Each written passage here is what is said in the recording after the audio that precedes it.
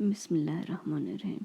सूरह निसा आयत नंबर 123 से 125 में अल्लाह पाक फरमाता है, निजात तो तुम्हारी आरज़ुओं पर यानी ख्वाहिशों पर है और ना अहले किताब की आरज़ुओं पर। जो शख्स बुरे अमल करेगा इसे इसी तरह का बदला दिया जाएगा और वो अल्लाह के सिवा ना किसी को हिमायती पाएगा और ना मददगार।